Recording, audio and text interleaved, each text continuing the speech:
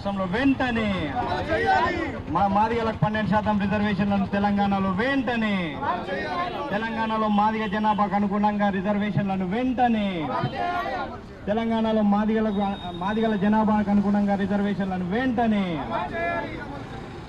తెలంగాణ రాష్ట్రం మొత్తం పర్యటిస్తూ నేడు నిజామాబాద్ జిల్లా కేంద్రానికి విచ్చేసినటువంటి ఓయూ ఉద్యమ నౌక మాదిగ జాతి ముద్దుబిడ్డ మన పిడమర్తి రవణ గారు జిల్లాకు రావడాన్ని సాధారణంగా స్వాగతిస్తూ ఉన్నాం.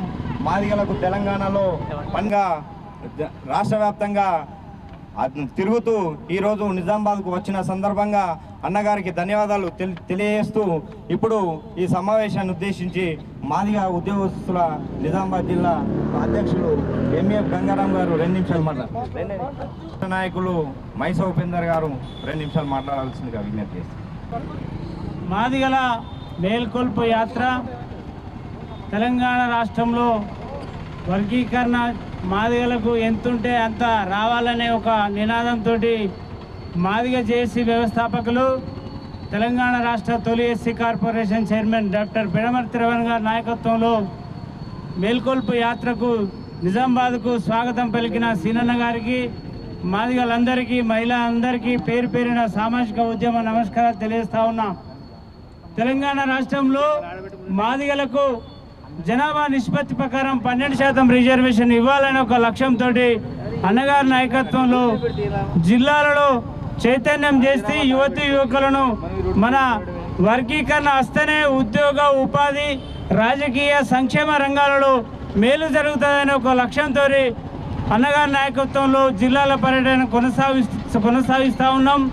అదేవిధంగా తెలంగాణ రాష్ట్రం, ఈ రాష్ట్ర ప్రభుత్వం అతి త్వరలో కమిటీ కూడా వేసింది. ఆ కమిటీ తీర్పు ద్వారా వర్గీకరణ ఉద్యోగ ఉపాధులలో అమలు పరిచే విధంగా తీసుకోవాలని సందర్భంగా కోరుతా ఉన్నా. అదేవిధంగా రానున్న కార్పొరేట్ నామినేట్ పదవులలో మాదిగలకు సముచిత స్థానం కల్పించాలని ఈ సందర్భంగా ప్రభుత్వాన్ని కోరుతూ ఈ అవకాశం ఇచ్చిన సీనన్న గారికి ధన్యవాదాలు తెలుపుతా ఉన్నా. బుక్కలగడ్డ సోమ చంద్రశేఖర్ అన్న, మైసా ఉపేందర్ గారు అందరికీ నమస్కారాలు తెలియజేస్తున్నా. రాష్ట్రం మాదిగలకు 12% రిజర్వేషన్ ఇవ్వాలని అన్ని జిల్లాల యూనిట్గా ఎస్సీ వర్గీకరణ చేయాలని డిమాండ్ చేస్తూ మాదిగల మేల్కొల్పు యాత్ర ఇవాళ 2వ విడత ప్రారంభమైంది. మరి ఈ సందర్భంగా రాష్ట్ర ముఖ్యమంత్రి గారి విజ్ఞప్తి ఏంటంటే, ఆంధ్రలో చంద్రబాబు నాయుడు గారు ఎట్లా జిల్లాల వారిగా వర్గీకరణ చేస్తున్నాడో తెలంగాణనే మాకు అట్లా చేయాలని మేము విజ్ఞప్తి చేస్తూ ఉన్నాం. అదేవిధంగా కమిటీ తీర్పును వెంటనే ఇవ్వాలి.